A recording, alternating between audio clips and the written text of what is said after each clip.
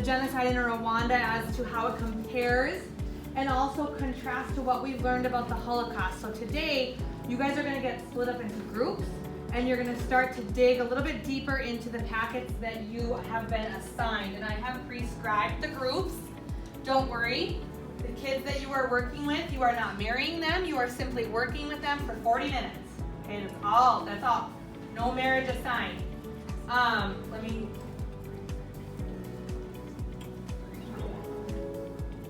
So I'm gonna flip my screen real quick. I wanna kind of breeze through the directions so that, what's that? Oh. I think it's just, because they turned their cameras on when I was talking.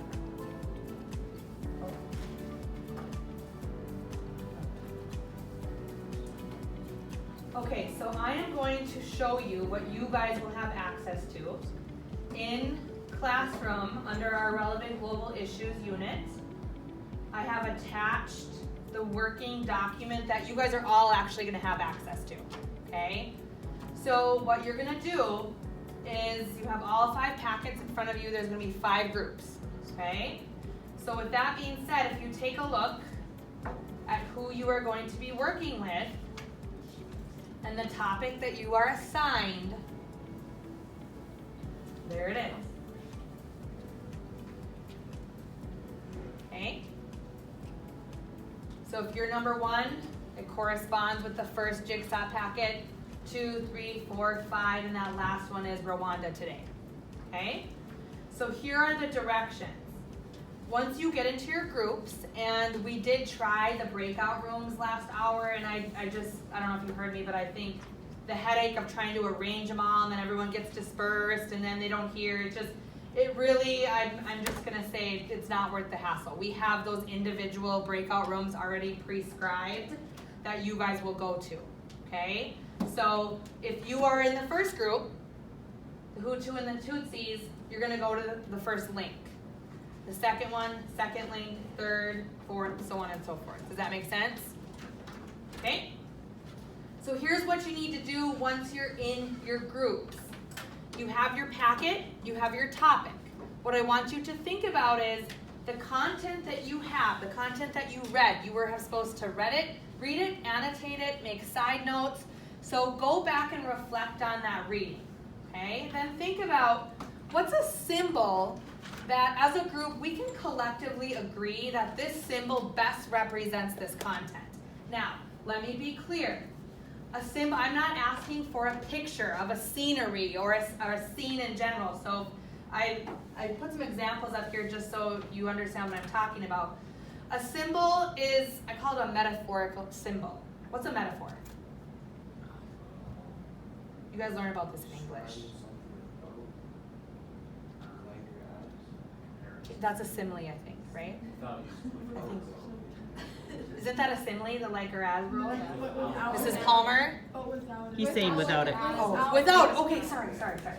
So, I want you to find a symbol that represents the content, okay? So for example, it's more simplistic, you can attach it, so I put the yin-yang on here if I was gonna represent Ellie, if I'm representing Ellie and his father and their relationship. They're very different in their thoughts and who they are and their tactics, but yet they're one and the same. They make each other whole. So I might choose the yin-yang to represent that relationship. I'm not choosing a scene. It's not as abstract, it's more simplistic, but yet you're gonna make sense of what that symbol is and how it becomes a metaphor for the content. Does that make sense? So think symbol, simplistic, not necessarily a scene, a picture. So that's going to be the first task.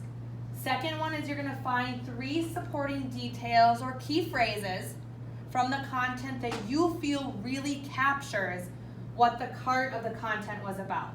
Okay? Remind me, what's on top of each of your packets? An essential question. The reading purpose, right? So think about that. What was it that I was supposed to be thinking about as I annotated and thought thoroughly through the material?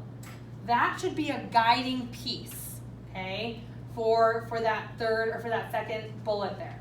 And then a short summary, okay, of the essential questions. So you're gonna give me the little snippets for the key details, might include key terms. Your summary is gonna be a little bit larger and more encompassing, okay? That's no different than the summarization that we do every single lesson, okay, that goes into your notes, no different. And then on the last page of each packet, except for this one, number 5, does not have the poem, but you still have to do it. So you have to do it. So on the back of each packet, did you guys notice on the back of each there's a poem, right?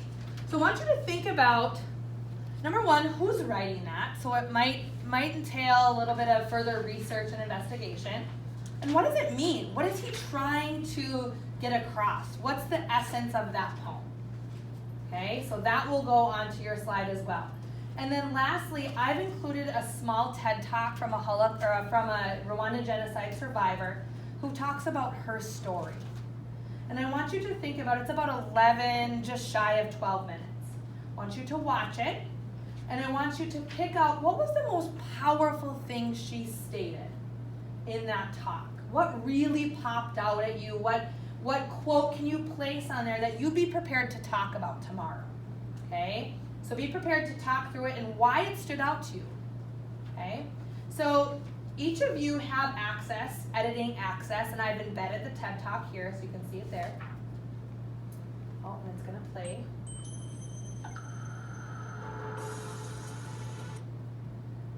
So this is a running slideshow. So group 1, if you have the Hutu and the Tutsis, I've placed the essential question there, matches at the top of each of your packets, and you'll get 2 slides to put your symbol, to put your key details, your keywords or phrases, okay, the interpretation of the poem, and then the quote that stands out from that TED Talk. You have 2 slides of room to go through that content, and you will present tomorrow. Okay, now, some kids are only using 1 slide, and they don't need the second slide. If you don't need the second slide and it's working and the format looks good to you, just delete it, okay? Group 2, group 3, 4, and so on, all right? So tomorrow, the reason why I have it all on one running slide is just for transition purposes. We can just run through it, because tomorrow you'll come on and I wanna hear from everybody, all right? So I'd like you to decide once you get into groups, who's gonna take the quote, who's gonna take the symbol and explain it, who's gonna take the poem. I wanna hear from all your voices, okay?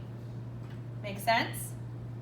Now, one thing that I would suggest that you do before you even start, if you go to the PowerPoint and watch the TED Talk first, just so that you can get that out of the way, and think to yourself what was most powerful, what stood out to you individually, and then having already watched it, come together and talk about, see if there's any overlap, or see if you guys pulled out the same ideas, and then kind of collectively agree on one thing that you would like to present tomorrow.